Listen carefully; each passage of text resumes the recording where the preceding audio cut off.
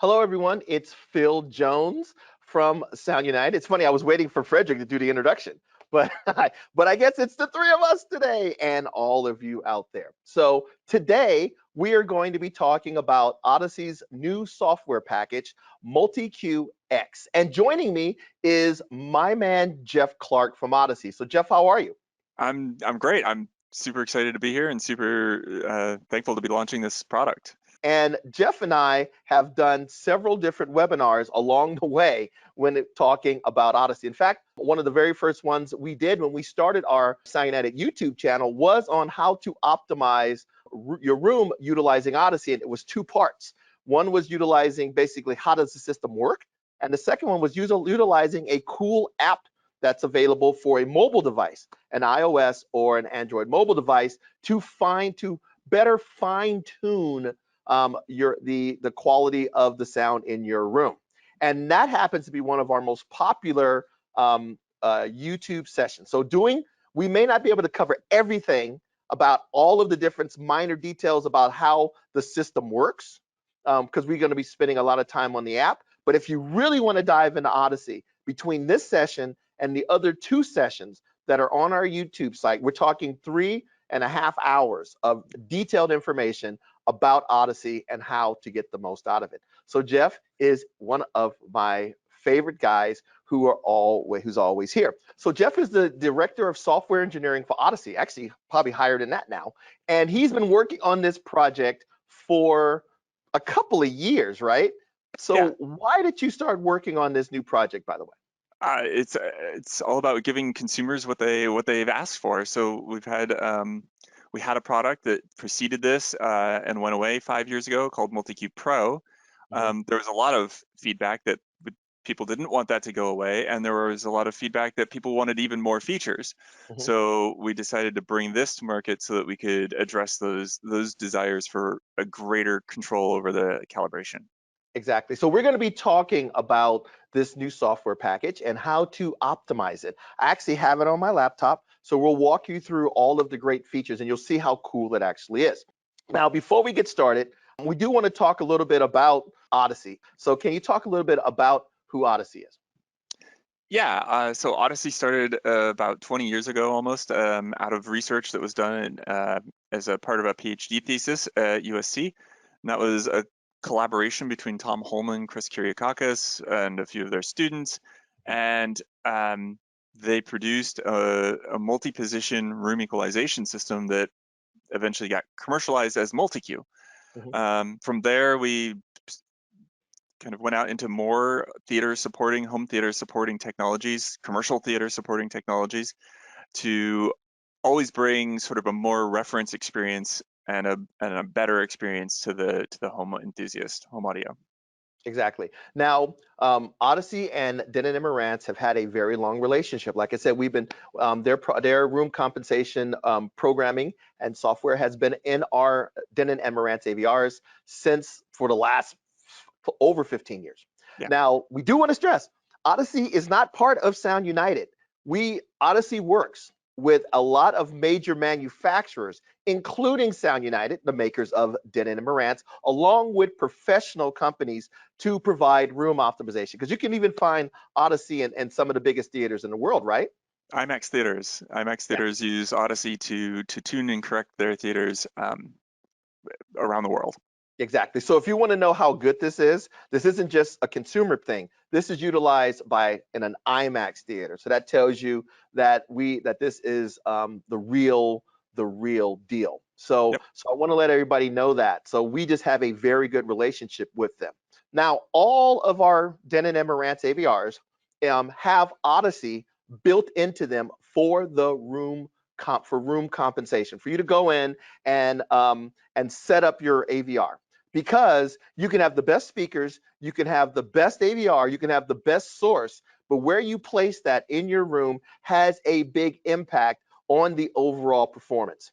And Odyssey helps basically compensate, hence the word thing, room compensation, for issues that are in your room. Now, so the power is built into the AVR. However, people want the opportunity to do more fine tuning, more adjustability. And so they want to be able to utilize this tool and have more access to the levers and sliders that they can do to control it and get the sound to sound exactly the way they want.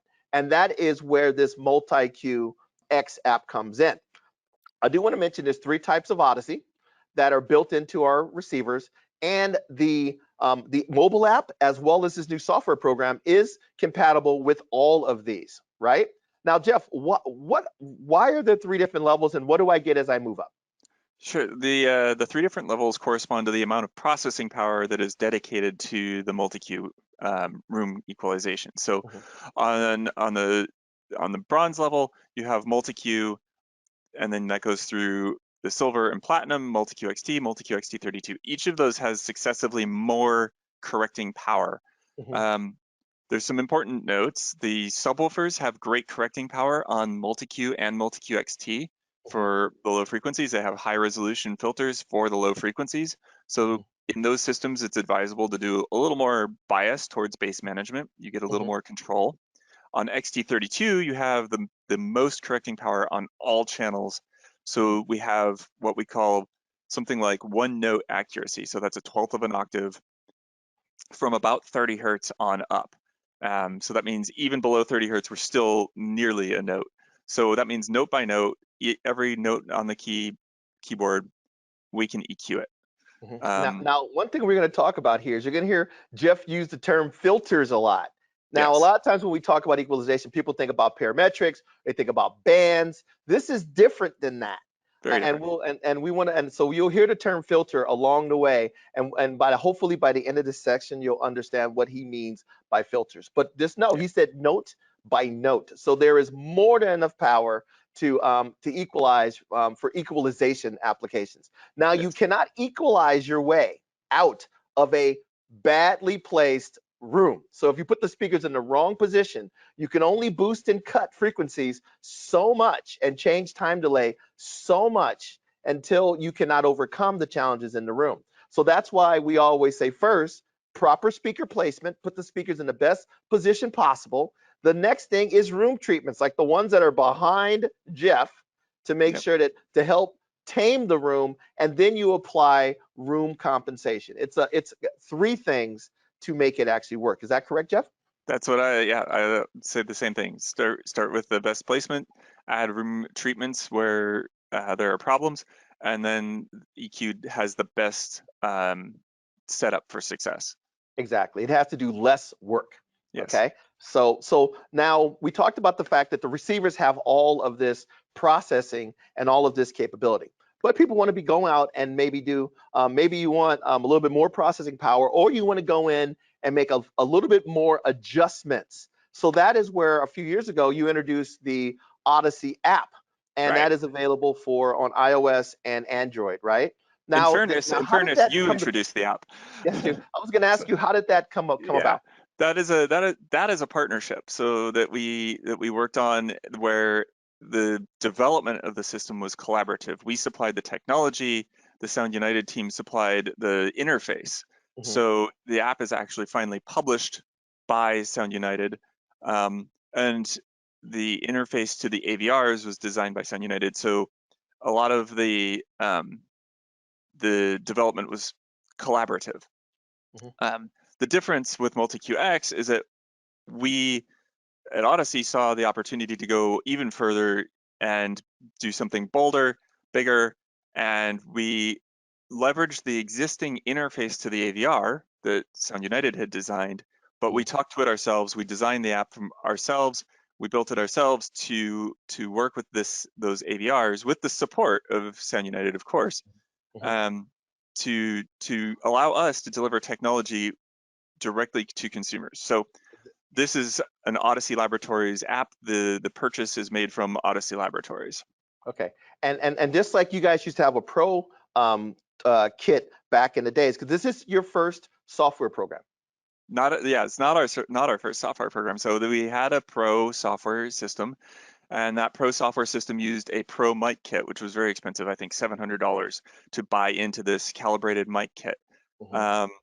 And from there's a similar system that we have now, which was the license is every AVR is licensed to work with the kit.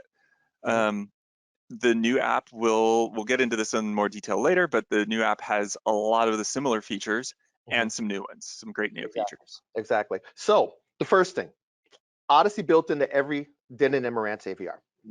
And the next thing, the apps and the software program allows you to make requests for the receiver to do processing. So if you want more bass, if you want mid-range compensation, if you want to modify the crossover settings, or you want to tune it specifically for your room, that is where the app comes in. And then once you make the request, the processing is done inside of either the computer or the AVR to try to get as close to your request as possible.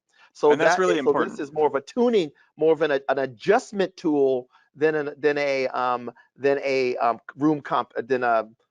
calibration tool. So if you want a little bit more of this or a little bit more of that, or how come I can't do this or how come I can't do that, which happens every time Jeff is here, 90% of those how come I can'ts can now be actually addressed, right? Yeah, and it's important to understand what you just said about where you're making a request. So if the technology level, if it's MultEQ or MultEQ XT, it can't always fulfill the request.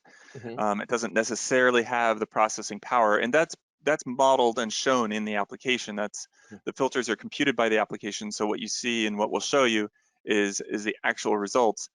It's going to work best with an XT32 system where it's most able to fulfill the request. Exactly. The filtering has much fewer limits. Exactly. And also, by the way, we're working on, we've always worked with Audyssey to try to give you more and more and more. So for example, on our newer AVRs, you have the ability to store 2 different, think of them as speaker calibration settings. So you can go in, you can do an Audyssey calibration. Maybe if you have a room with a motorized screen and your curtains closed, which is going to impact how the room sounds, you can calibrate for that. Then you can actually go back and do a secondary calibration for maybe if you have your windows open, the curtains open, and you're using a big glass TV in the front of the room that is going to impact your sound. You can go in, and if you are someone like me, I have 2 presets. I have one for me sitting on the couch by myself, and it's optimized for me. And then I have another one that's kind of optimized for when the family is in there watching a movie with me, and I can quickly switch between the 2 with the touch of a button. So that's a new enhancement that is part of a lot of our new AVRs. So between the processing power built into the AVR, the great adjustment tools that are being provided by Audyssey, and the additional features we're giving you to use Audyssey in multiple ways, we believe that you're getting a great experience. And that actually shows the partnership between these 2 independent companies. Now, let's talk about this particular app, because I first had the mobile app, and I will tell anybody, even though the receiver, an X8500, 8500, and AV805 does a great job with Audyssey, having the ability to make those adjustments to really tweak it for my room is worth the $20 for that particular app to do so. But people kept saying, I would like this, and I would like that, and can you add this, and why can't I do that, and it's not enough information for me. And that's where Jeff and these guys spent years developing this program. So we're going to go through and talk a little bit about this particular program. First thing, where can I get it, Jeff? Yes, the application is made available through the Microsoft Store. So that means it is Windows only at this time. It's a free download. There's a license purchase to license your AVR, but it is available for Windows 10, Windows 11 on Intel and ARM processors with Windows 11. So if you have an ARM processor, one of the newer sort of portables, you'll need Windows 11 because it has the 64-bit emulation, at least at this time. Okay. Now, what that means is it won't run in parallels on a Mac.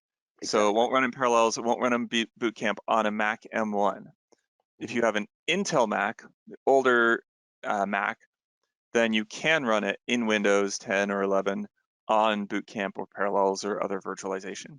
Exactly. So if your laptop, if your MacBook is, or your Mac is 2 years old, you can run an emulation on it, and you can use it on the Mac. If you have a brand new Macintosh, that is something that will not currently run on this. And I know that many of you are like, well, wait a minute, what Yep. about us? And like I said, it's based on user demand, right? On whether Right. or not. So we'll be sending out a survey, and we'll invite people to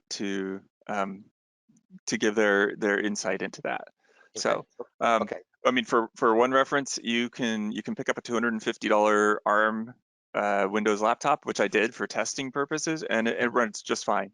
Mhm, The software mhm. runs just fine on that platform. Okay, cool. Or if you have an older laptop or someone else has an older laptop in the building. Yeah. So this system, by the way, was designed, like I said, for professionals, dealers and installers that are designing big high-end systems. But they also want to provide it to hardcore enthusiasts, like many of you out there that are do-it-yourselfers. I know people that if you buy a car, there's a little it's called an OB2 analyzer that you would plug into the car, and it will tell you what's going on with the car, and you'll see them at every dealership. So if you take your car into a dealer, the professional would do that. But many of us are do-it-yourselfers, and so you can go out as a consumer and buy that tool if you want to do it yourself. So most people, what's going to happen is the customer's going, you would be a customer, and you would go to a dealer, and they would design you a beautiful home theater, and they would do all of the setup, the install, run the speakers through the wall, set up your control system, and then and that's labor costs for all of those speakers through the wall and your control system labor. And then there'd be additional labor for him to go in, that expert who does hundreds of systems a year, to go in and utilize this tool to perfectly tweak it to the way that you go, that is exactly what I was looking for. Now, some of you want that power yourself, and that's why this is also available to you as well. So it's a professional tool available to consumers, all right? And it's pretty darn powerful. Now, you do have to sign in, and it does require an email address. Why does it need? So can you explain why, Jeff? Yeah, we associate the license with the email address. It's the only information we collect. We might contact people who sign in based on the availability of other products related to this application, but that is the only purpose we'll use the email address for, is the sign in, your licensing, tech support, and anything that we feel you would want to know, which of course you can opt out of. Mhm. So it'll after this screen, it'll go ahead and ask you to allow us to read your profile. Mhm. We're not reading your profile really, we're just getting that email address. But the way the permission system works, it says this. So Exactly. once you've logged into this is the email address that any licenses that you purchase will be associated with. So this is an important distinction because Windows has the Microsoft Store.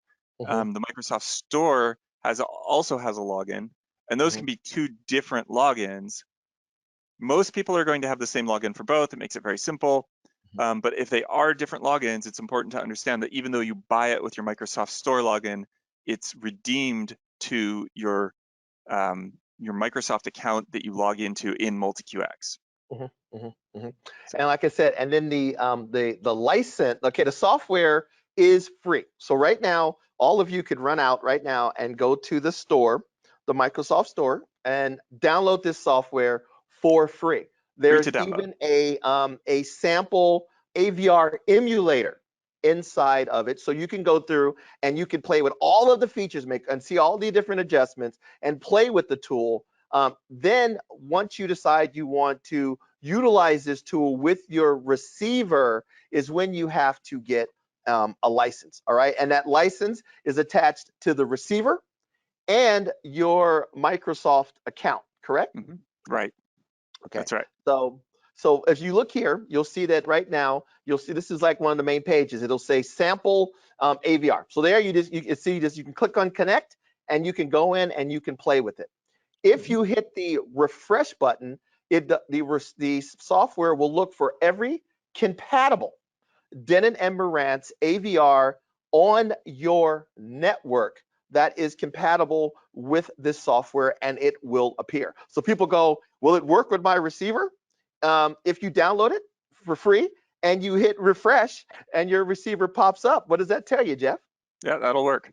That it'll work. It'll Now, also work if you look at the Microsoft Store because all of the AVRs that it works with are listed in the application description. basically Denon X3300s work. So we're talking, this is compatible with Marantz and Denon receivers that are 4 or 5 years old, no problem. Basically, if it's compatible with the mobile app, it is compatible with the software, correct?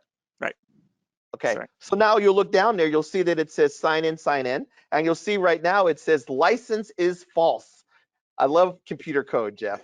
So the license means you have not purchased a license for either one of these devices. So Right. if you try to sign in to one, it's going to tell you you need to purchase a token for the license. And the license is about $199 per receiver. Jeff, can you talk about why there is a licensing fee? Yeah, software takes time and effort and resources to develop. So we have to purchase test systems. We have to pay our engineers, and there's no other revenue stream for here. We're not doing ads. We weren't paid to do this by anyone else.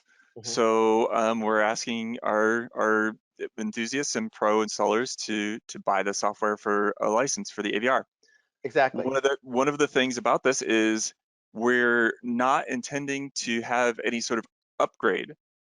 So when we push new features, and we will be doing this, you'll receive them as soon as you update the app. Microsoft will probably update it for you if you have that enabled in your system, and you'll be able to log in and see new features, new things that we have brought to the AVR that your AVR could not do before. Mhm. So we're adding functionality to the AVR in a way that the AVR doesn't have to change, Mhm.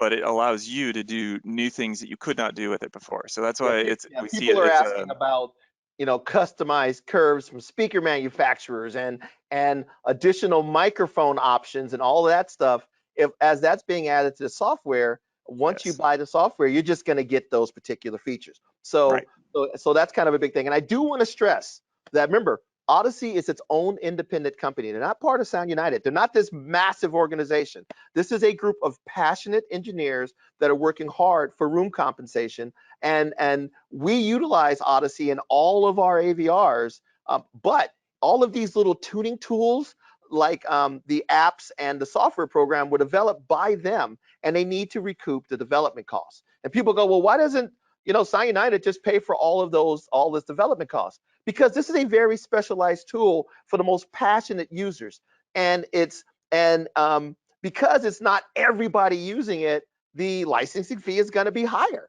And if we just made everybody pay for it, everybody would be paying for something that they may not be using, that only maybe 5 to 10% of the most hardcore enthusiasts and installers are going to be using. So it just makes sense for it to be its own separate licensing fee. Now, I know we'll hear other requests for, I don't know, volume pricing and things like that, and they're working through those things along the way, right, Jeff? this is true. Yeah, well, we're certainly considering things in different ways to structure it, but right now the key thing people want to know is like it is a license for the AVR and you. So if you sell your AVR, the buyer would have to buy a new license. They haven't bought into the software system. Mhm.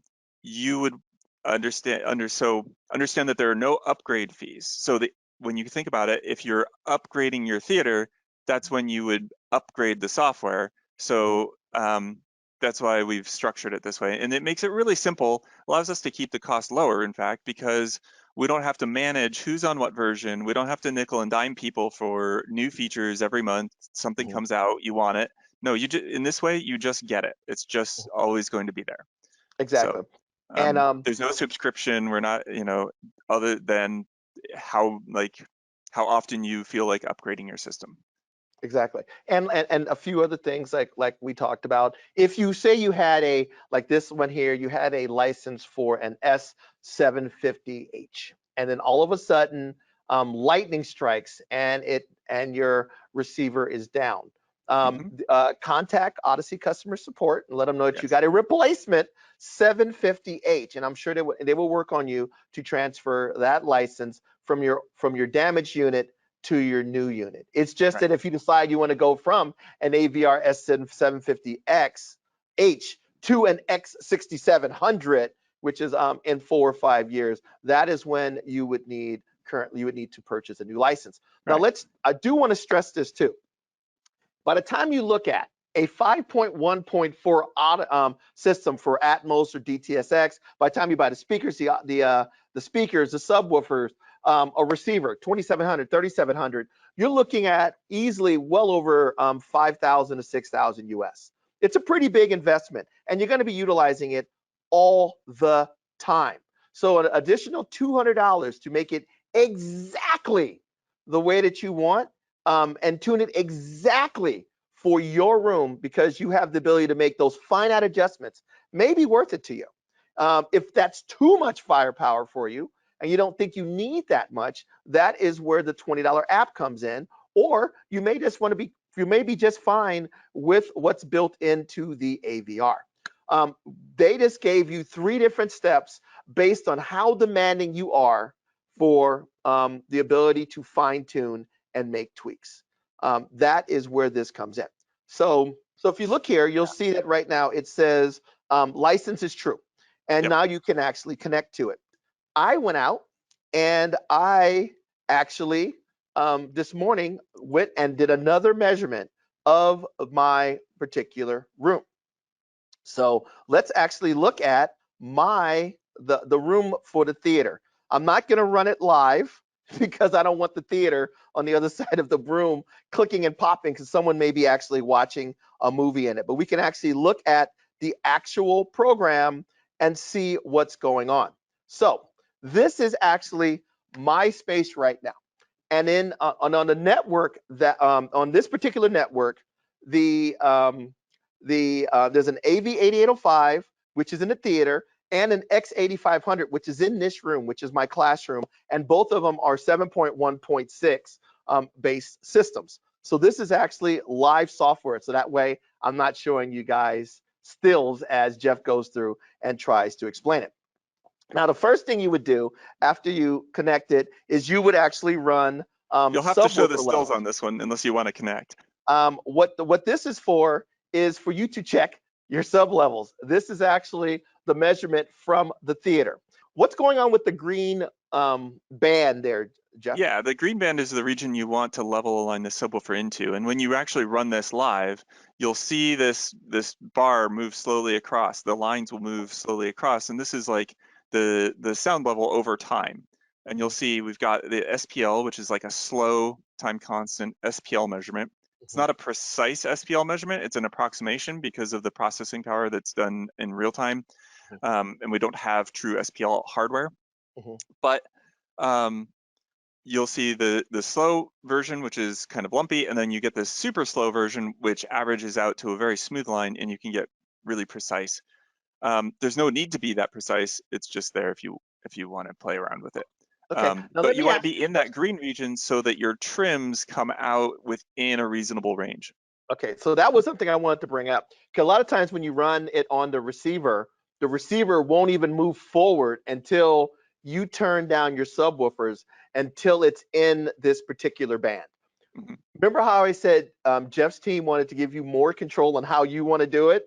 With great power comes great responsibility.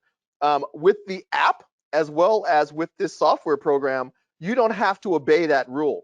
If your subs are running hotter and it's above the recommended level, you can just advance all the way through. But there's an advantage to having it this way, and he mentioned it, the trims.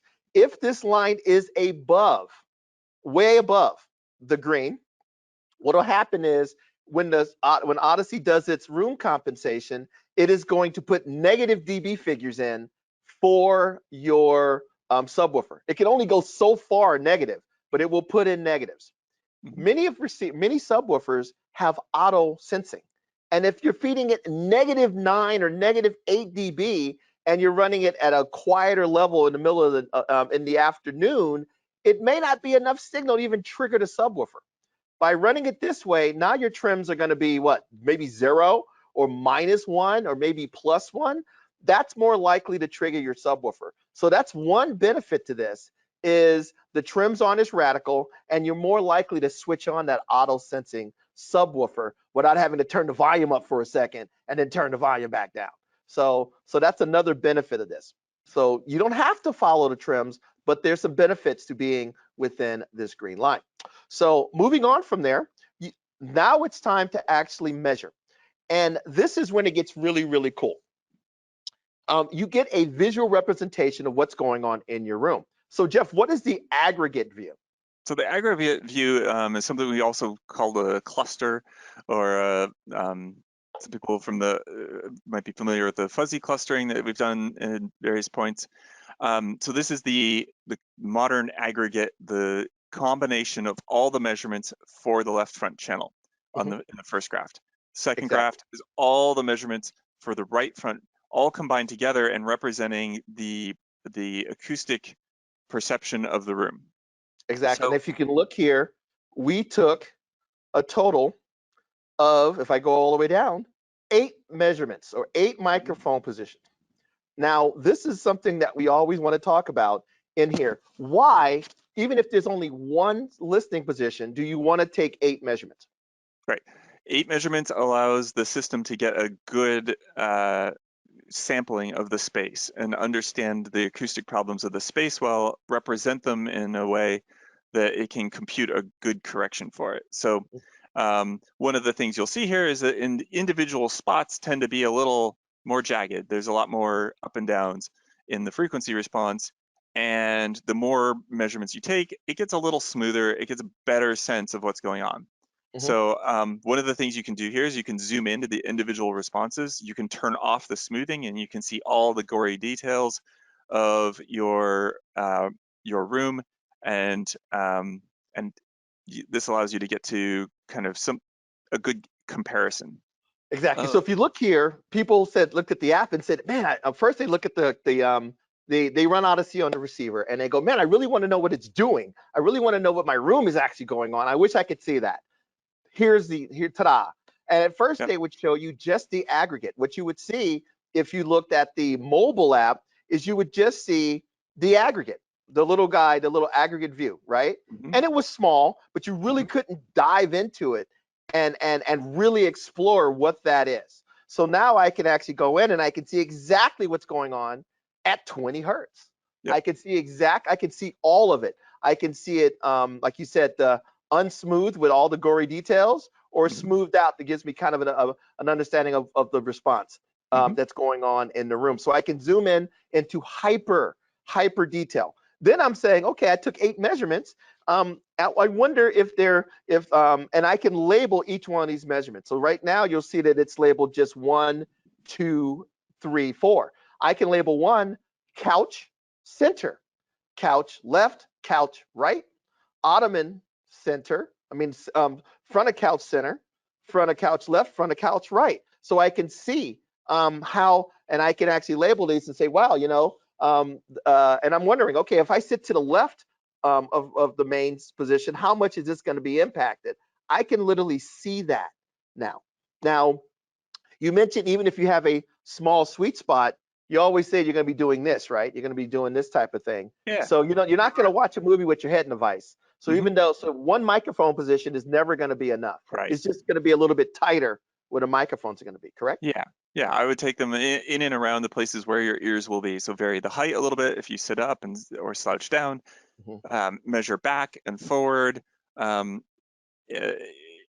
of the things this tool allows you to do is to go ahead and exclude a measurement. So if you decide that I want to take 4 more measurements around the area, you can take as many measurements as you want, and then you can come back and you can exclude a measurement, and you can get a look at what that impact on the aggregate response is. So if you exclude some of the positions that you think are other seats, you don't matter, that may not matter when you're listening by yourself, you can do that, and you can see actually what the difference in the EQ is going to be. Exactly. So up and down is showing you all of the different measurements, and then left and right. Positions, sorry. Right. I'm using my touch screen here, and then left and right will show you all of the different channels, right? Right. So I can see each channel and each microphone position. Now you'll also see this little red line here on here. What that is showing you the roll off, where the system says your speaker is giving up, is where we're going to start rolling off, right? Right. It's where we detect the speaker as rolling off. Now, the minimum we try to detect is 20 hertz. So if it says 20 hertz and you can see these go below 20 hertz, it's not an error. It's just what the system is. It's the furthest Capable. down that it tries to measure. And we'll talk Exactly. more about the roll-offs and how those work. And how to utilize this and how to, there's a lot of information in here that you can use to make custom target curves for your speaker in your room to Right. maximize, to fully optimize. And you can see here that the main speakers play way, way, way below 20. And even the center channel plays down to 30. So that's a Yeah. large center channel. And by the way, it is a gigantic center channel. It's a center. It's the size of what most people's main large speakers are going to be. So Right. this room has a lot of capability. And a little later, as we do the target curves, you're going to utilize this information to help you make those curves. Now, there's a couple more things in here that that some eagle eye may notice. There's this thing up here that says ACM1H. What is that? The ACM1H is the Audyssey model number for the microphone that comes with the Denon and Marantz AVRs. So all of the AVRs that are supported came with an ACM1H or an ACM1HB, which is just the black versus the silver version of the exact same microphone. Okay. So the default microphone that you get with this is the one that came in the box with your AVR. If you're missing it, you don't have to worry. You can buy them. They're available on Amazon. You can just search that up and you'll see them sold by us as a direct replacement. But Now, is with that this, microphone perfect? it's not perfect, but it's corrected very well. So though no microphone is perfect out of the box, very few, and the ones that are even close are $10,000 or so. So these are not, but they are correctable to a very good approximation. And each microphone coming off the assembly line is tested acoustically to make sure that its response is the right response, the right correctable response. So they're a good microphone, and they correct well. Yeah, But so I will tell you that there is whenever variation.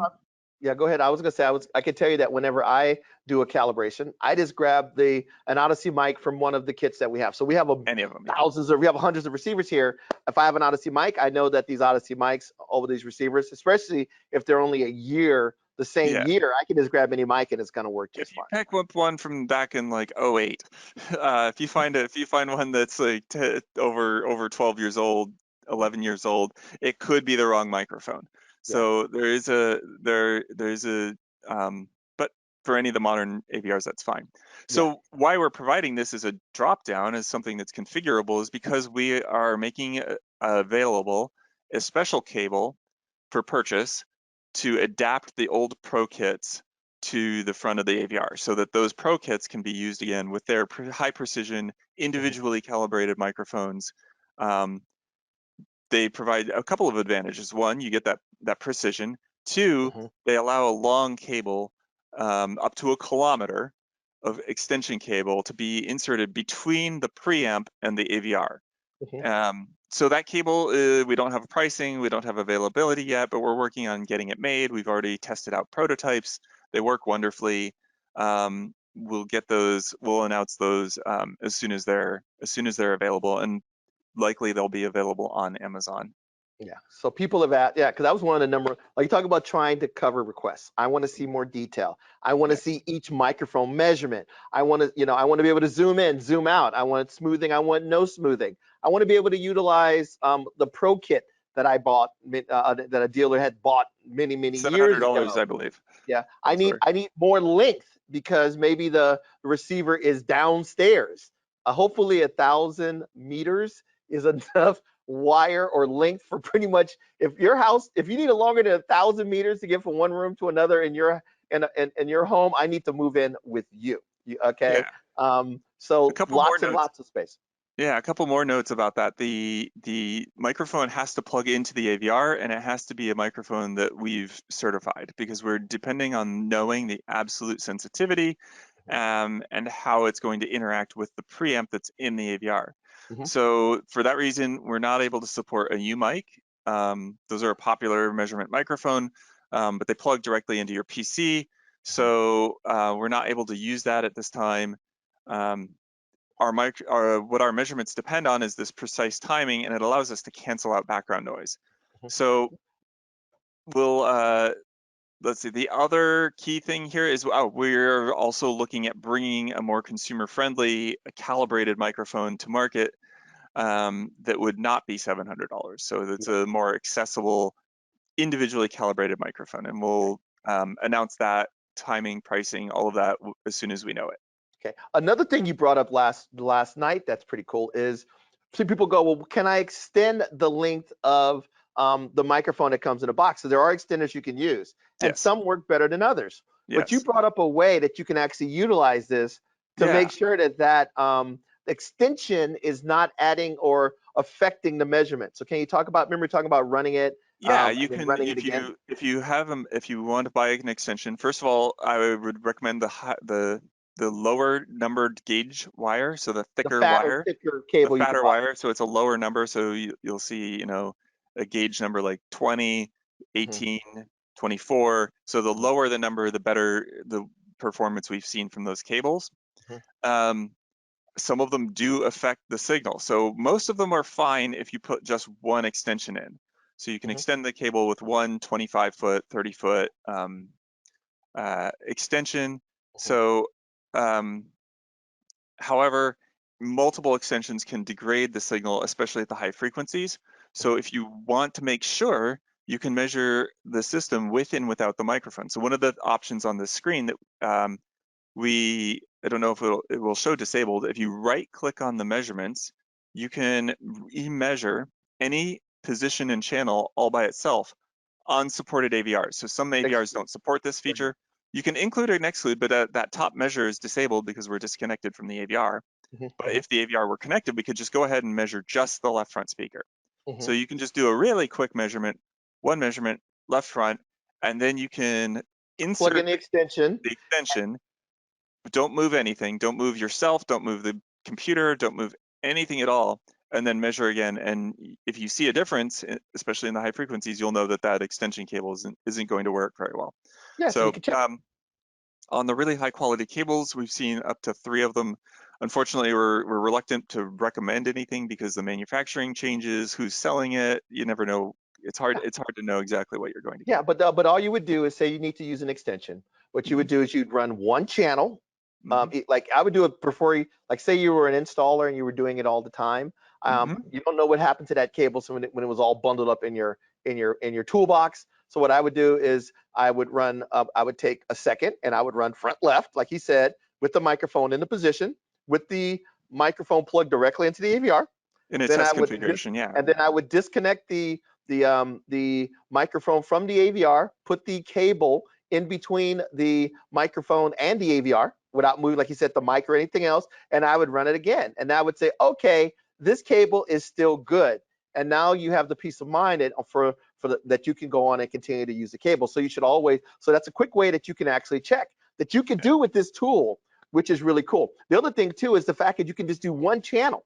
You can't do just one channel if you use the settings inside of the AVR, and you can't just do one channel even with the mobile app. But if you just want to check one channel because maybe you thought it was out of phase or you thought your tweeter was blown and you just want to check that one channel, you can do that with this application, and you can and that you can't. So that's another example of how you can utilize this and how there's more to this system. Now we're going to get into the wild stuff. So let's do one more thing on this page. Yeah. So one of the things you can do with that feature is test your subwoofers. You can test just the one, or you can measure both together. And then if you want to just play around with it, you can disconnect one. Once you've done like a dual subwoofer calibration, you can disconnect one of them and measure the second subwoofer by itself. So you can do some testing that will tell you how well the subwoofers are performing when they are working together. Yes. And that's a big point because we discovered some stuff in this room and in my theater from this application that it would have been difficult to find anyplace else. So this is actually the subwoofers in this room, okay? And you see they play below 20. But what happened was when we ran it a couple of days ago, it didn't extend like you see in this particular picture here, this deep. And we were like, I know with two big definitive 15-inch Descend 15 subwoofers, they go down that low. So what we did was he went back to the connect section or page, and then he unchecked the fact that we had two subwoofers and went to one subwoofer. And then we ran one subwoofer, and we were like, wow, that one subwoofer played lower than the two. It didn't play as loud, but it played lower than the two. Then then he clicked the two back on, and we disconnected that sub we just checked, which meant the system just ran the second sub, and that one played lower. But when we combined them, we lost some of the low frequency. So we started playing with things in the subwoofer and discovered that if we took subwoofer number 2 and swapped it 180 degrees out of phase, it still played as loud, but it played lower. Mm-hmm. And that's one of the benefits of having this type of information available to you. Right. So really there may be other ways to do this with other DSP add-ons and so forth, but this tool allows you to use the equipment that you already have and optimize it. So whether it's flipping the polarity switch or changing the phase knob or just tweaking the levels, it allows you to optimize the equipment you have without having to connect a bunch of other measurement equipment. Exactly. And like our subwoofers have variable phase. So we could have done 15, 30, 35, 15, 30, 45, 60, 90, all the way up to 180 degrees. And this continued to run the double subs until we got the best extension in the space.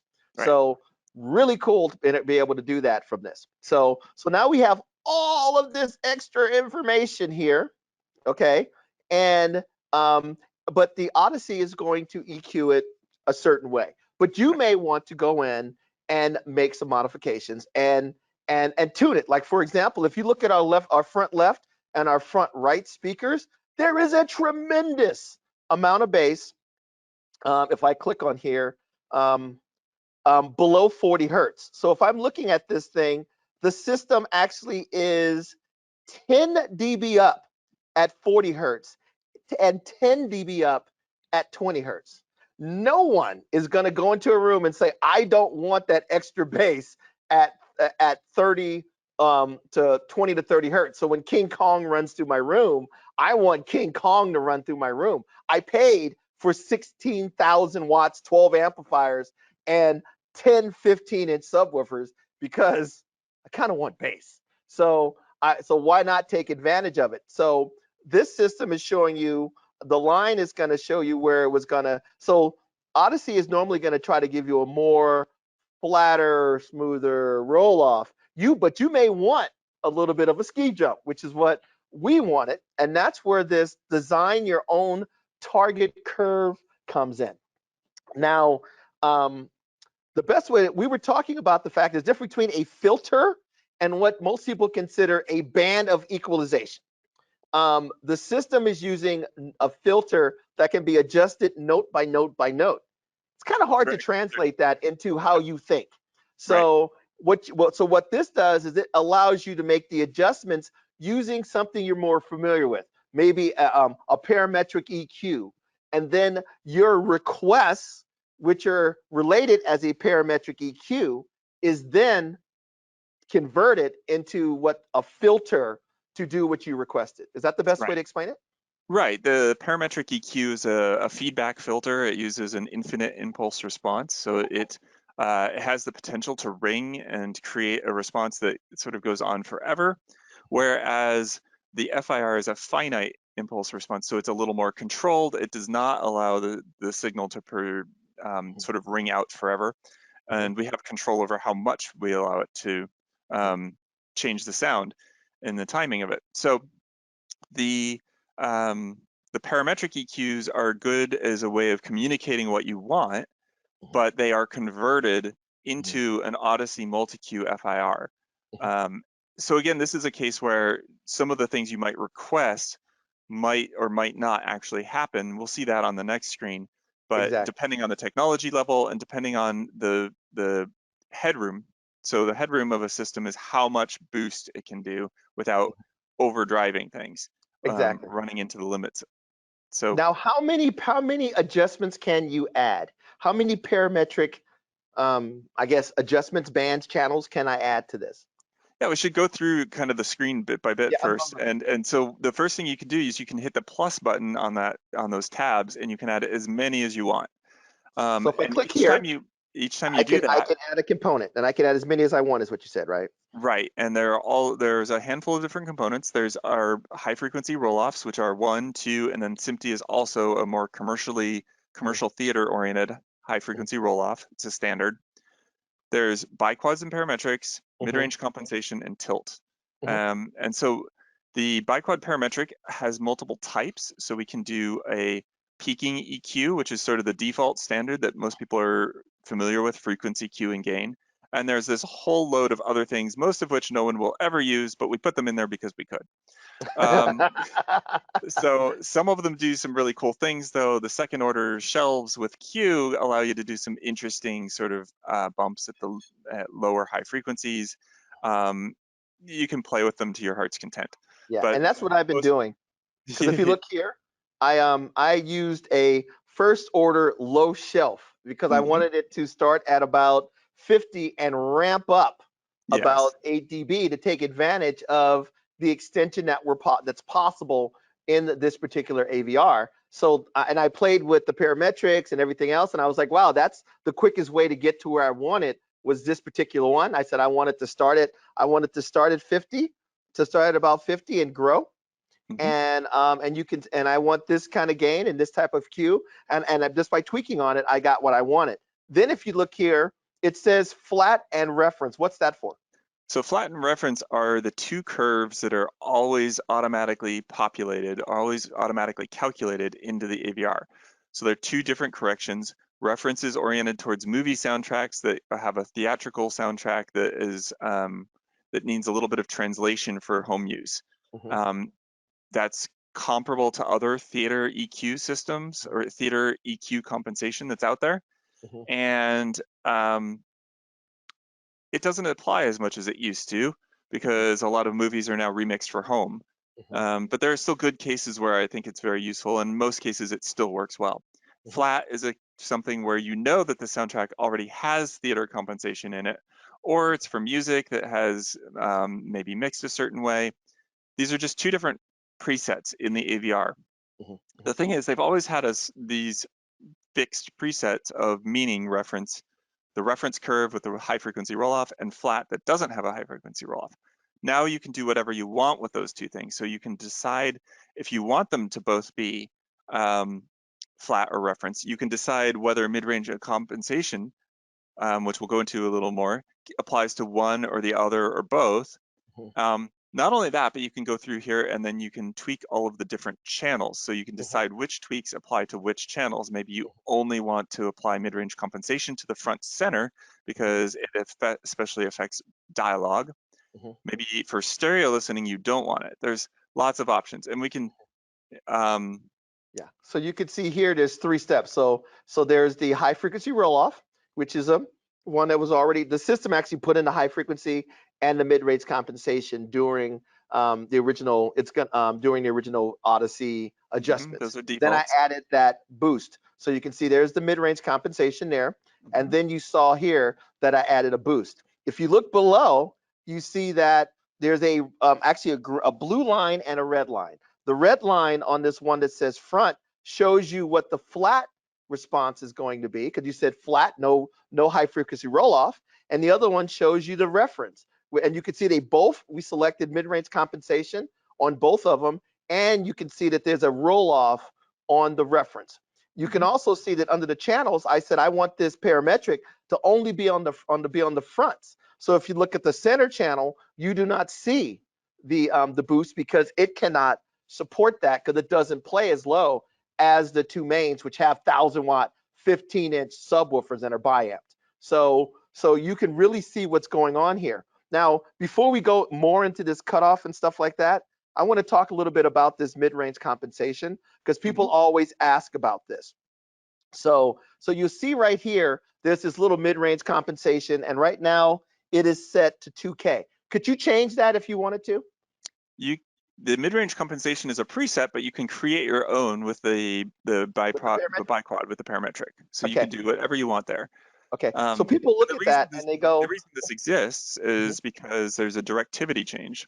mhm, The tweeter sprays sound everywhere into the room at mhm, its low end, and the woofer or the mid woofer at its high end at the high frequencies where it starts taking over, mhm, it tends to be really it tends to project sound straight into the room and straight at the listener, and so those are perceived a little differently. And mhm. you'll see this not just this isn't just something we added randomly, but it's actually often designed into a speaker in the crossover because there is in very little accounting for that directivity. There are various speaker designs where it works more effectively. Um, but anytime anytime you listen to it and you feel like the vocals, especially if they sound like they're coming through somebody talking through their hands, Mhm. that's what this combats. That's what Okay. this removes. It Okay. keeps that sort of hollow sound Okay. out So of it. let's talk about this. And this is important. People think, no, it should be flat. It should be flat if the speaker you bought was flat. Okay. There's a reason why you bought your Bowers speakers, your Polks, your Definitives, your Martin Logans, your whatever, your Wilson Audios, is because you like the way they sound. And they have a sonic signature that made you say, give me that pair instead of that pair. Now, this is a pair of Bowers CT 8.2s, pretty much everywhere in this room, plus a bunch of Bowers in ceilings. And if you look at this 8.2, you will see that there is a little shelf or dip in pretty much all of the speakers. You see a little dip there? That means that the manufacturer had chose to put some sort of mid-range compensation in there. Now, this frequency may be a little different than what Audyssey has as a default, but you can see from this particular graph of these speakers, the characteristics of these speakers, there is a dip there. So if the manufacturer put the dip in and you bought it because you like the way it sounds, don't take the dip out. If you look at this and you don't see that dip, you don't see that mid-range compensation, and it's ruler flat through that region, then you would go in to the target curve and you would turn off the mid-range compensation. But look at the measurements, and the measurements will help you make a better decision on how to optimize the speakers in your room. Yeah. Flat is good if the speaker was designed to be flat at the beginning. But a lot of times people don't like flat. They think that it measures well, but they don't like it. There's a Yeah. care and a lot of art that goes into a pair of speakers. And you may see this mid-range compensation think it's not there, it's not necessary, but it is. So for example, this one's at 2K, but if I go look at the speaker here, I love this tool, Jeff. It's like, oh my God, it's the coolest thing in the world. So if I go to the speaker here, this one is closer to 3K. So if I And it's wanted hard. to, I One of could. the things that's hard in this process is to tell what is room and what is the speaker. So there are factors that might affect this, and what you're looking for is across multiple speakers. If you just see this in one speaker, it could just be room. But Yeah, if you see it in all of your speakers, and your speakers have varying distances from the wall, and they're varying different. distances, Yeah, every different speaker has locations, then you'll start to pick up on this pattern. And again, it's your preference. So if you want to try it on, try it off. One of the cool things you can do on this screen, because you have complete control over reference and flat, is they don't have to mean reference and flat anymore. You can put the same target curve into both of them, and you could have flat mean mid-range Mhm, compensation and mhm, reference mean no mid-range compensation, so mhm. that then you can send these to your AVR and you can A/B them very quickly by just toggling between flat and reference on the AVR. Exactly. So you could see here when I unclicked flat, the red line went straight ahead. So I could go in and quickly make like you said, a flattener reference, load them in, and use the receiver's remote control and play the track over again. We keep playing the same track that Brendan Steadkamp that loves. It's called it's from The Greatest Showman. It's called Never Enough. It's a female singer, pretty vocal, in your face. And the goal is to make her stand out from the orchestra without it being shouting, you know. And you can see the difference and the effect that the high frequency roll off does and the mid range compensation. So we just play that track over and over and over again. We know what it should sound like, and then we determine whether or not in that particular space with that particular system, do we use the high frequency roll off or do we use the mid range compensation? So lots and lots of firepower.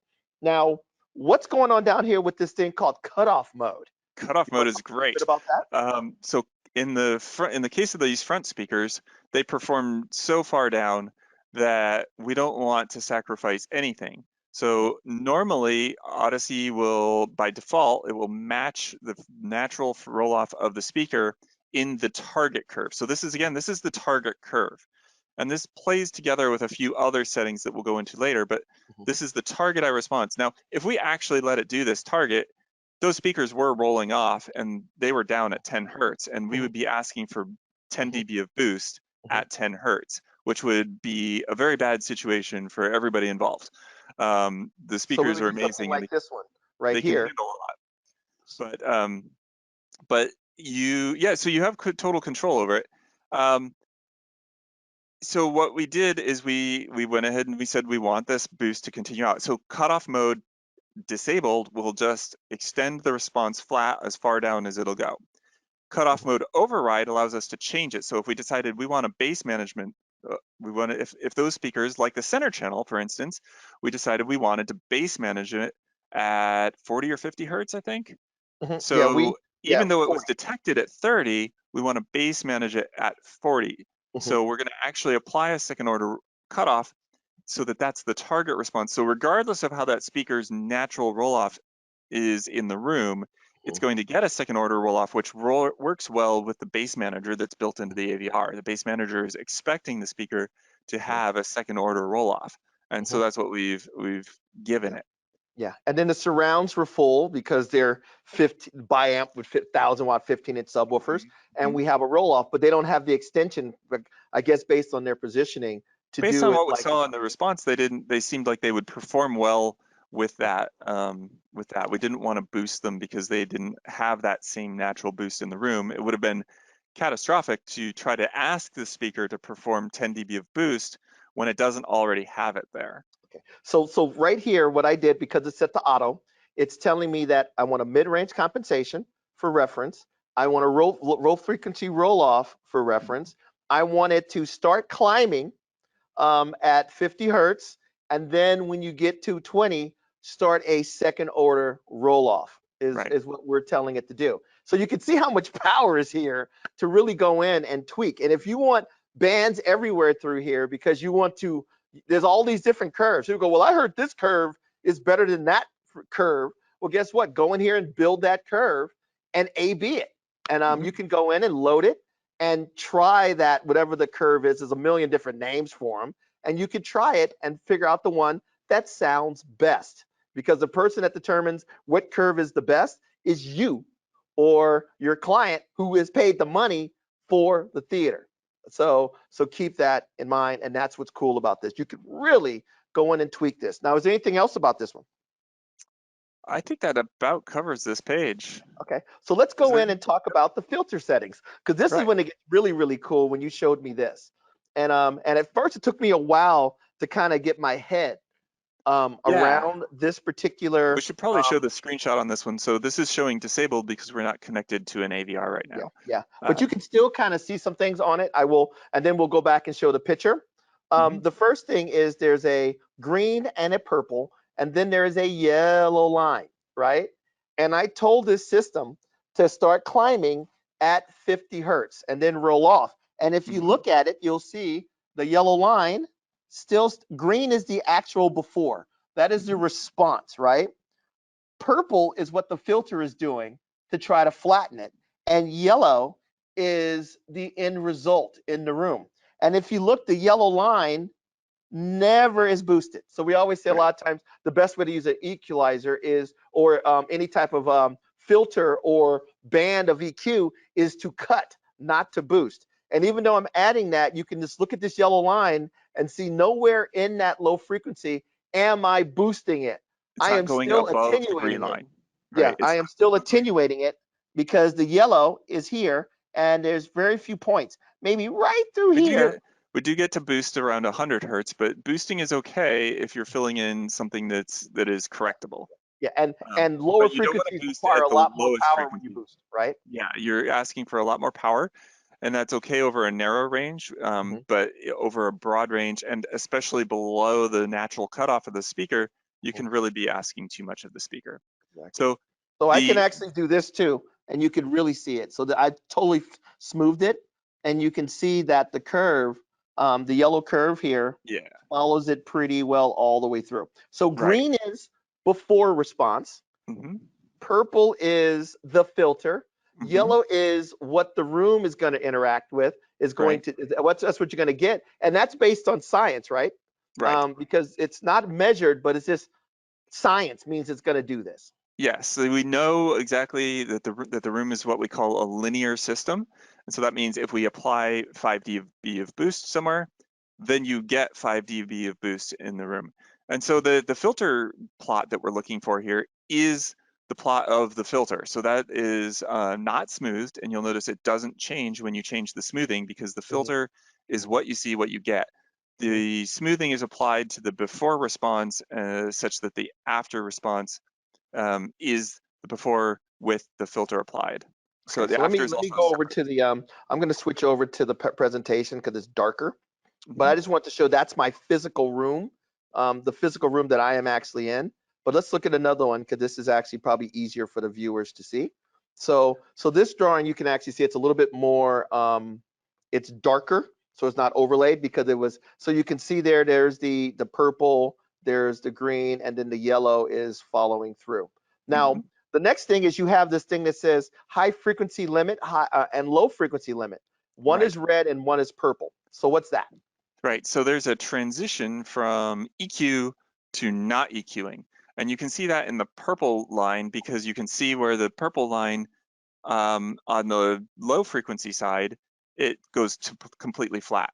And that Hmm. here we've told it, don't EQ, like fade out the EQ from 60 hertz. Um, and it does sort of a range on either side of that. So Hmm. from 60 hertz, it will stop EQing at 30 hertz. So one octave down, it stops EQing, the line goes completely flat, there's no more EQ. Hmm. Hmm. Um, and that's something that we want to do when we don't want to overboost the speaker. Hmm. So the times you would move these are if you have decided that you know that that speaker can handle more power, then you can override it. Hmm. Or if you decide that you like the bass bump that you've got right there, that one that before response has this nice big bass bump. Well, it's too high. I wouldn't want to leave that in there. It's at 60 hertz. It'd probably sound really boomy. Hmm. Um, but if you decided you wanted it, if it was lower than that, then you could leave it in by bringing the EQ up. Hmm. Likewise, on the high side, you can bring the EQ, some people call it a curtain. You can bring it down, um, and you can decide to only EQ below the Schroeder frequency. So that's a popular philosophy. And it's not one that I personally agree with, but in the majority of cases. But if you have, say, a really nice, like really symmetric room, you have phenomenal speakers that are hand matched left to right, where there's no, uh, you know that they're identical to down to like fractions of a dB. You know Hmm. that because manufacturing tolerances are just such that when you buy a speaker that they're making tens of thousands of, there's there's tolerances, um, and even those tolerances can be EQ'd out. So but when you know what it is, then maybe you decide to move that down, or it's just your preference. You like how the speaker sounds. You don't want to change the high frequencies. You can bring that curtain down to whatever you feel is an appropriate shorter frequency, or any other, literally any frequency you want. You Yeah. just can So decide where you shorter want the EQ. shorter frequency is when sound turns into pressure. Right, right. So So we and that have can vary based on the size of the room, right? right, exactly. So we have a reverberant space where the sound is chaotic and bouncing around everywhere, it, down to where the room is more modal, where you Hmm. have like big peaks peaks and nulls where the sound is building up or canceling out. Okay. Now, the cool thing about this is it still goes back to, if you go, well, the two speakers are the same. Well, you can say, and I should just do the Schroeder frequency because the two speakers are the same. I shouldn't need to EQ them and blah, blah, blah, blah, blah. But I can go back in here to measure. And remember, this measures, I can look at the facts, okay, in my particular room. So actually, hold on a second. Let me go back. Actually, I can use this slide. So I can look at the facts in my particular room. And I can look at the room and see whether or not the speakers look the same in the room. If I go back to my space, we have 7 Bowers CT 8.2s to do the mid bass all the way up into high frequencies. But if I look at each of those CD positions, because one may be closer to the AV rack and one may be closer to a corner, they look different. So even though all 7 speakers are identical, and we went out of our way to build a acoustically treated room, and we tried to build the best room we possibly can, there were still some differences in sonic characteristics. So when things whizzed around the room, it was noticeable. Even when we were doing the test tones sounded slightly different. So you may want to still, so yes, the Schroeder frequency is good, but you may want to EQ all the way up. But that's something that you could try. Okay, so so actually, let me go back to my, I like using my actual room because it's kind of cool. You can zoom in and do all that type of stuff. So hold on a second, go back to my room. So back into the particular app that we were in. So, and of course you have your high frequency limits, and you can smooth and flat, and you can preview the reference curve, the flat curve, and see what's going on. Now, a couple more things. If I go here to the next one, you also have all of your trims and delays. I guess trim is the fancy way of saying your levels, because most of us just think of them as the levels. Now, how come sometimes, even though it's the same speaker and they're supposed to be stereo, are the trims different? Yeah, the different trims are affected by the room acoustics, and if you have a speaker that's reinforcing itself by like a near reflection, it'll sound and play a lot louder, very observably, and sometimes more subtly. Sometimes it's a smaller effect. So the trim here, unlike the SPL on the subwoofer level adjustment, this trim is incredibly precise. It's got a very precise calculation that uses the 40 to 80 hertz region on the subwoofer, 500 to 2 kilohertz on the satellite, and when you play the narrow band pink noise from a source that matches those specifications, you get these trims just exactly. Now, the interesting thing is the AVR actually has sort of a different noise on the subwoofer.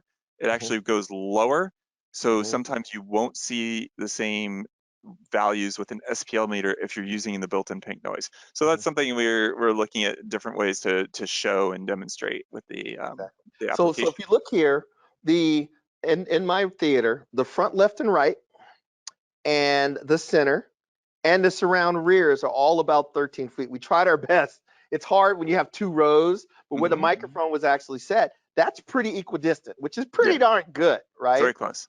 But if you look here, look at so the front one is 0.7. The right one is 1.4.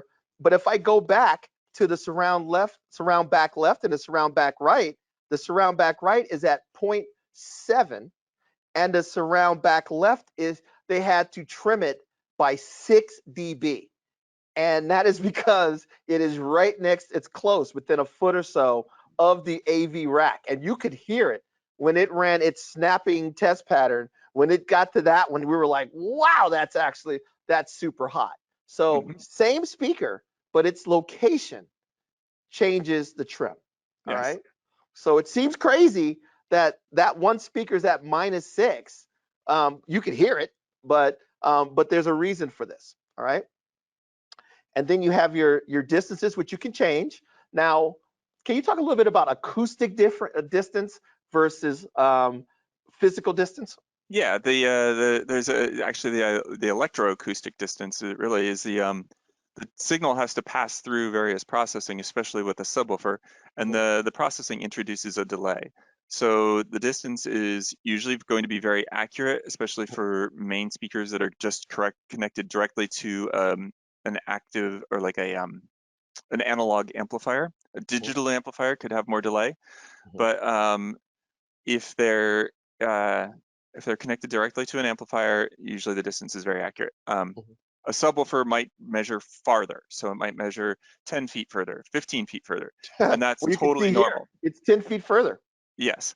So those were, yeah, those subwoofers not actually 23 feet away.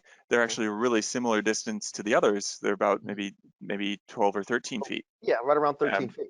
Yeah, and so, but they measure at 23 because they have a DSP of their own built in. They're doing their own processing and introducing additional, in this case, say 10 milliseconds or so of delay. And so this is the correct value to get those to align with the main speakers. Yeah. Now let's talk about alignment. You always use this analogy about rain. When everything is timed correctly, remember you're talking about rain versus white Yeah, noise? there's one of my favorite demos, open range. The rain is coming down, you turn it off, everything sort of goes to mush. It just sort of sounds like noise. You turn it on and it comes into focus and you hear everything in a coherent sound stage. It's Exactly. yeah. So people look at it, they'll measure it and go, oh, my subwoofer's not 23 feet, it's only 13 feet. I'm going to adjust it. Well, that So sub is firing late. So it yes, needs to fire a little earlier than everything else in order for it to work properly. And you using the physical tape measure is not really taking into account how long it takes for the sound from that big box to get to your ear. right. So a lot of times there's, like you said, there's electrical distance, electrical, physical, acoustic distance, and then there's physical tape measure distance. The one that you're concerned with is how long it takes to get to that mic, and what does that mic perceive the distance to be. All right. And I think So one thing, so something people might notice with this application is that the distance that's shown in the application is the accurate tape measure distance for most of the speakers when they're kind of standard analog, no delay.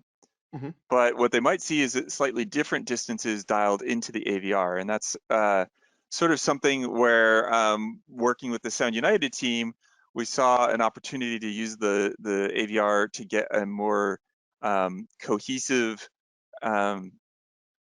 delay system. And so the delays that you see in the AVR might be a little different. And that's because that's actually by design, it's a way that we found to get the sound to align even better using the already existing hardware in the AVR. Yeah, so it's In a just more fine advanced using the installation. software to fine tune it and then sending the data to the AVR in a way that it would understand it. Right. Okay. So if you see two distances between the software and the AVR, there's a reason for that as well. Okay. All right. So really cool. And then the last thing, of course, is to go back in. Anything else about this page? Oh, detected cutoff. This is what is detected. You may think your speakers are large, but it may not see them as large in your particular space. So it's all based on what you actually see in your and you can actually, since you're doing this live, you can scroll over to the right. If you can horizontally scroll, there you go, and we can get to the bass management. So here is another place where the bass setting matters. So if you decide that you want to do something different than what the automatic detection has suggested, then you can click the button, override the settings. And again, there are going to be some dependencies like there are with the channels where you can't have a surround back unless you have a surround, things like that. And if you change these values, then you should also change that second order cutoff. You should override the cutoff on the design target curve page to match the bass management. And that's at least for a starting point. So sometimes changing that cutoff on the design target curve page can help you get a better blend, or change the mid-range or mid-woofer to subwoofer blend. So there's an opportunity to play with that and see what it's going to do, actually. Okay. And then last but not least, we have our we go in, and before we send the files to the receiver, it's going to ask you, do you want any additional Audyssey processing, like low frequency containment or dynamic equalization or dynamic volume? Now, right now, this is actually disabled. But if I go in here and I say I enable dynamic EQ, you also have the ability normally, if it was connected, to Right. adjust the offset. So can you talk a little bit about dynamic EQ? What's the purpose of that? Yeah, dynamic EQ compensates for our perception of sound. So our perception of sound isn't perfect. When we say we've dropped the sound by 6 dB across on the volume control, so changing the whole spectrum 6 dB, what our ears hear is more like 6 dB in the mid range and like 9 dB maybe in the very lowest frequencies and a few dB more extra also in the high frequencies. So what that means is, as you're listening to it, as you turn the sound down, it loses the impact and it loses the tonal balance that it was sort of intended to be listened to with. So especially for movies, we know there's a reference level. There's a specification for that. And so when you change your volume control to the reference style, where 0 is reference and you turn it down in negative numbers, then dynamic EQ, the further you turn it down, the more it compensates for the way our ears lose their perception of the bass. So it keeps that impact and the tonal balance even though you've turned it down. Now, there's a couple things about that. Yeah. Like you mentioned, the reference level when you have your AVR set to dB instead of just a number, because sometimes the random number, you'll see the receivers, they'll go from 0 to like 89. That's just a random number. If you switch it to dB, you'll see it starts off at negative dB, and then it'll go up to maybe plus 10 dB, right? 0 dB, don't ever do that, but 0 dB is considered the reference level. Now, in our theater, 16,000 watts, we never get to 0. Our reference level in that theater is probably closer to -8 or -6, and it is loco. It feels like you're riding a roller coaster. So if we have dynamic EQ set and the reference is set to an offset of 0, or it's going to go, you're still even at what we would consider reference level in our theater, we would still be applying dynamic equalization. And that's where the offset comes in. So if you find yourself being the loudest, the absolute loudest that you would ever want to play this sucker is maybe -6, you may want to go in and apply an offset to tell it that at my full bore reference volume, turn off. And as I play it lower, maybe -25, -18, start to add it, right? So is that what the offset is for? Yeah, the offset. It goes to off at wherever at the offset below 0. So if the offset is 5, it's 5 below. So -5 is where it stops being Exactly. effective. So I was messing with it on the if this was connected to the receiver, it actually gave me up to like 15. So so you can really go in and adjust it. So people say I like dynamic EQ, but it's too much surround or it's too much bass. That's where the offset comes in. And depending on your AVR, you may have more ability to offset. So that's another way that you can actually utilize this to give you impactful demonstrations at lower volumes. But then when you get to reference level, your reference level, whether it's 0, -5, -8, or whatever it's going to be, then it's that it's already switched off automatically.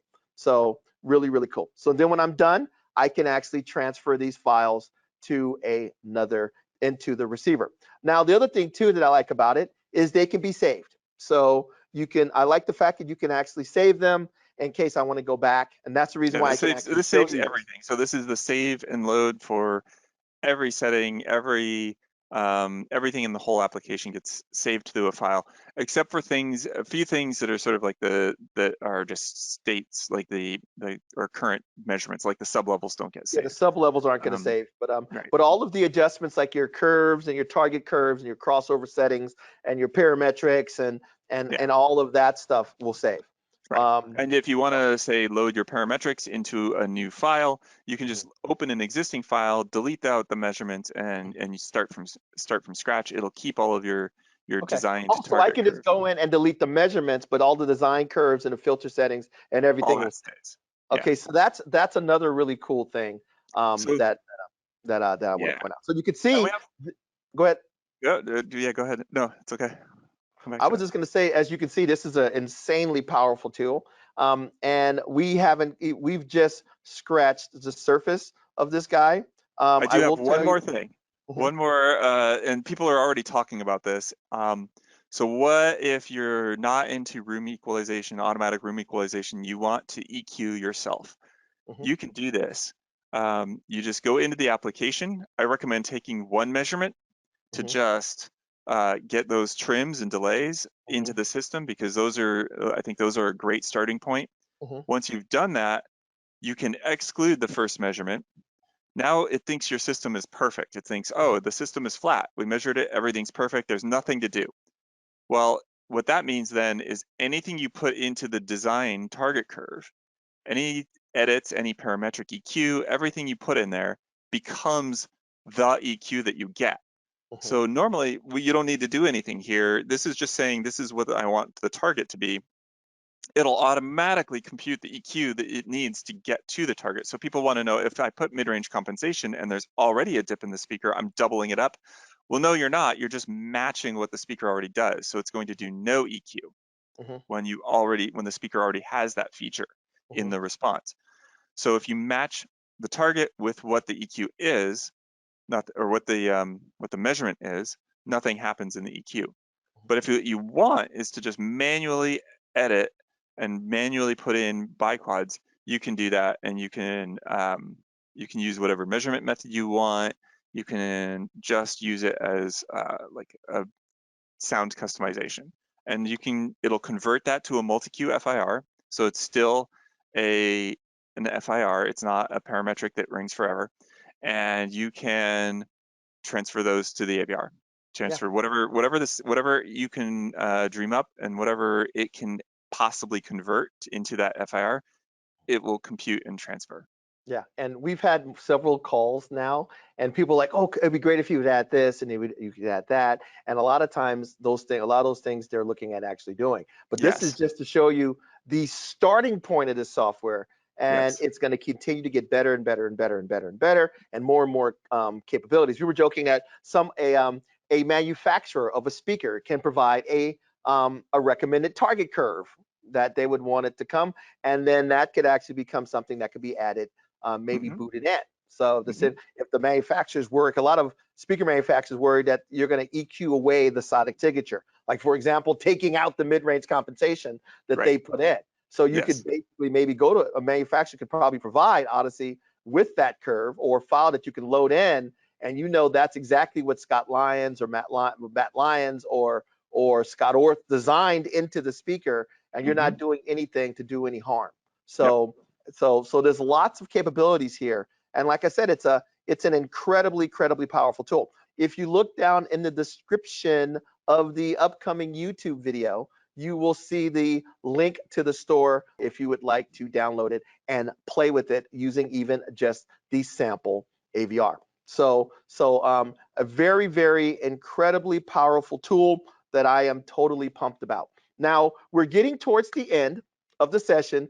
I'm sure there's lots of questions, and we're going to answer those questions after I say thank you for those who have to leave. So hopefully you've learned a lot about the new MultEQ X software from Audyssey, and I think you'll see that it is a very powerful tool, and you can see how much work that Audyssey and Jeff's team has put into it. If you want to learn more about some of the great technologies that are found in our Sound United products, make sure that you are subscribed to the Sound United YouTube channel. Like and subscribe to this to the channel. Like these videos so I can convince guys like Jeff to come and spend more time with you. If you want to see what's upcoming, make sure that you also bookmark on your browser soundunited.com/webinars to see all of the other sessions that we have coming in the future. So I'd like to thank Jeff for coming, and thank you. Jen for organizing this, and all of you for attending. So those who have to go, I'd like to say take care, and we will talk to you soon.